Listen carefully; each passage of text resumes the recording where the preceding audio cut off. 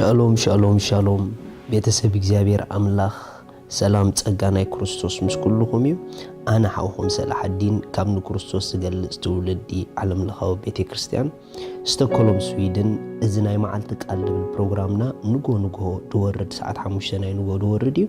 ስለዚ ንመዓልትኩም ዝኸውን ኣእምሮኩም ሓሳብኩም ልብኩም ኣበርቲዕኩም ድውዕል ቃል ህይወት እንካፈለሉ ፕሮግራም እዩ እቶም ነዚ ፕሮግራም ሓደሽቲ ዝኾንኩም ሰብስክራይብ ብምግባር ኣብታ ደወል ብምጽቃት ቤተሰብ ናይ ቻናል ኩኒ ኢኹም ኩሉ ግዜ ወርድ ከሎ ቀልጢፉ ናባኹም ክመጽኩም እዩ ኢየሱስ ጎይታ እዩ ሎም እንካፈሎ ቃል ከም ዝብል ነዚ መዓልቲ ዝኸውን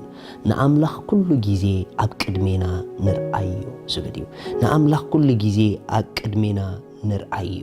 ንኣምላኽ ኩሉ ግዜ ኣብ ቅድሜና ንክበሮ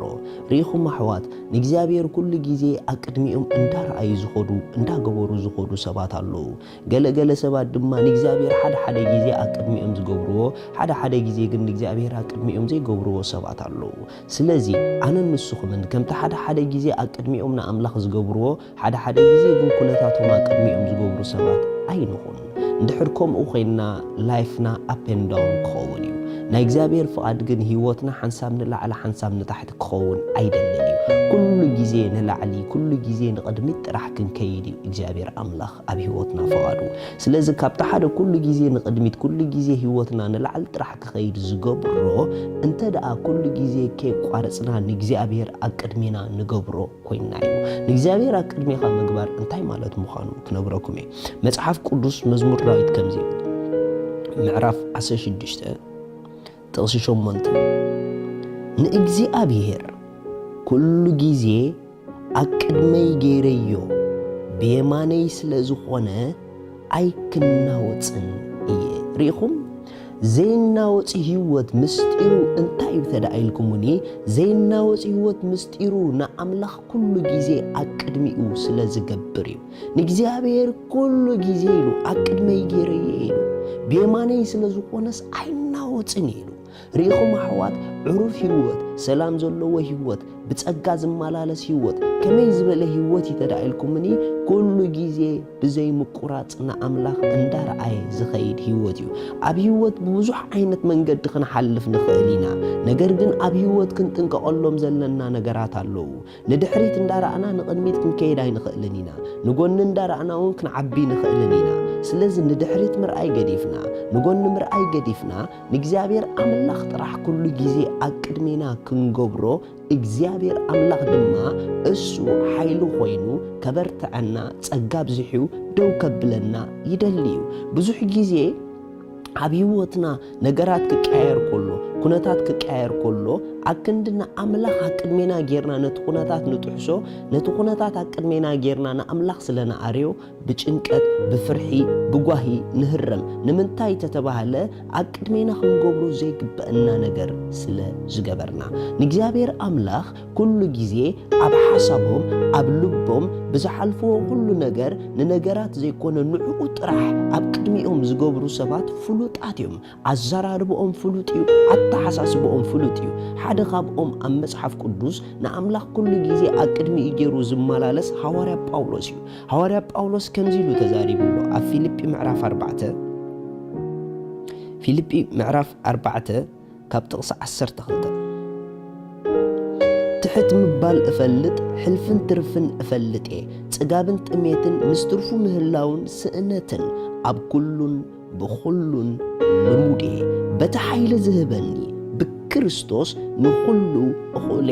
ረእይዎ ዝሰብ ብሕልፍን ትርፍን ሓሊፍ እዩ ብስእነት ሓሊፍ እዩ ብጥሜት ሓሊፍ እዩ ብልዕል ምባል ብትሕት ምባል ሓሊፍ እዩ ነገር ግን ኣብ ኩሎም ዝሓለፎም ጎደናታት ንእግዚአብሔር ኣብ ቅድሚኡ ዝገበረ ሰብኣይ ስለ ዝነበረ ኣብ ኩሎም ዝኣተዎም ጎደናታት ንኣምላኽ ኣብ ቅድሚኡ ካብ ምግባሩ ዝተላዕለ በቲ ኣምላኽ ዝቦ ሓይሊ ንኩሎም ጥሒስዎም ይወፅዩ ኣብዞም ኩሎም ዓይነት ናይ ህይወት ገጠመኝ ናይ ህይወት ጎደናታት ኣይተተሓዘን ንምንታይ ተተባሃለ ነቶም ዝሓልፎም ዝነበረ ጉዳያት ዘይኮነ ኣብ ቅድሚኡ ዝገብሮም ዝነበረ ኣብቶም ጉዳያት ንኸኣልነት ኣምላኽ ንጸጋ ኣምላኽ ንዕቤት ኣምላኽ ቅድሚኡ ዝገብር ነይሩ ሪኢኹም ኣሕዋት كل جزء نأملاخنا أقدمينا مالت بحسبنا بلبنا نكجابير ترحنا حسب سبات انت أخوينا أب كلنا حلفو قدنا عقمي نسأننينا رديئت هاي نسأننينا طبب هاي نسأننينا نمنتاي تتبهله أب كل هيوتنا أب لبنا أب حسبنا أب أمرنا أملاخ سلزلو سلازي حواري باولوس كل جزينا أملاخ أقدمي إزجبرة سبعي سلازي نبرة أبتزت شكر كنتا تقاخ حلف كله بتزبنا حيلي نخلي خليلو كابت حدا نأملاخ كل جزي أقدمي زجبرو سبات ملكتهم بجزاء رؤسهم زي كونه بحيل أملاخ كم زنوري يبدأمو كابت حدا ملكتهم كزاربو خلو كاب رؤسهم تبجيسهم زي كونه كاب حيل أملاخ تبجيسهم يمزاربو سلازي باولوس بتنسو زبنا حيليلو مصحف قدس كزارب كله حب كالاي قرنطوس كم زبل قالالو كالاي قرنطوس معراف 3 كاب تقسي 4 بكريستوس جنا اب املاخ كم زبل امنتو علاتنا كእለትና ካብ ኣምላኽ ደኣዩ እምበር ካብ ርእስና ገለ ከም ዘምፃና ሓንቲ እኳ ክንሓስብ ኣይከኣለና እዩ ርኢኹሞ ኩሉ ግዜ ንኣምላኽ ኣብ ልቡ ኣብ ሓሳቡ ኣብ ቅድሚኡ ገይርዎ ዝኸይድ ሰብኣይ ስለ ዝኾነ ኩሉ ግዜ ክእለቱ ካብ ገዛእ ርእሱ ዘይኮነ ካብ ኣምላኽ ምዃኑ እዩ ዝኣምን ነይሩ ስለዚ ኣይክእልን እየ ምናምን ድበሃሉ ቋንቋ ይነበሩን ንምንታይ ተተባሃለ ንኣምላኽ ኣብ ቅድሚኡ ዝገበረ ካብ ሓይሊ ኣምላኽ እዩ ኣብ ህይወት ዝብገስ ስለዚ ሓፍተይ ስለዚ ሓወይ ኣቦይ ኣደይ ንተሓልፍዎ ዘለኹም ነገር ኣብ ቅድሚኹም ኣይትግበርዎ ንኣምላኽኩም ግን ኣብ ቅድሚኹም ግበርዎ ብፀጉኡ ብሓይሉ ብኸኣልነቱ ብቐሊሉ ካብቲ ጉዳይ ክትወፁን ንቕድሚት ክትከዱን ኢኹም ኢየሱስ ጎይታ እዩ ኩልና ሓቢርና ከምዚ ኢልና ንጸሊ ሰማያዊ ኣቦይ ንኹሉ ዘኽእል ሓይሊ ስለ ዝሃብካኒ ብክርስቶስ ካብ ሰዓርቲ ስለ ዝበልጽ የመስግነካ ኣለኹ በቲ ትህበና ሓይሊ ንኹሉ ስለ ዝኽእሎ ዝኸብደንዲ ነገር ስለ ዘየለ ተመስገን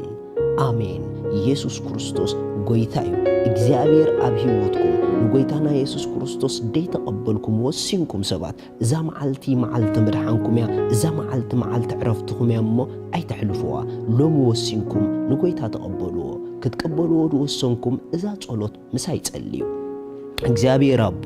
ስለ ወድኻ ኢየሱስ ክርስቶስ የመስግነካ ኣለኹ የአምን ኣለኹ ኢየሱስ ክርስቶስ ስለ ኃጢአተይ ከም እተሰቀለን ኩሉ ዋጋ ኩሉ ዕዳ ከም ዝኸፈሎን ከም ዝሞተን ብሳልሰይቲ መዓልቲ አምላኽ ካብ ሞታት ከም ዘተንስኦ የአምን ኣለኹ ንጎይታና ኢየሱስ ክርስቶስ ብምእማነይ ካብዛ ሰዓት እዚኣ ሓድሽ ፍጥረት ኮይነ ኣለኹ بدمو ككلو حرا كوينة الله آمين زي أزوصوكم أملاخ بارخكم بزب تحت زولو أدرس رخوبونا كنحق زوكمينا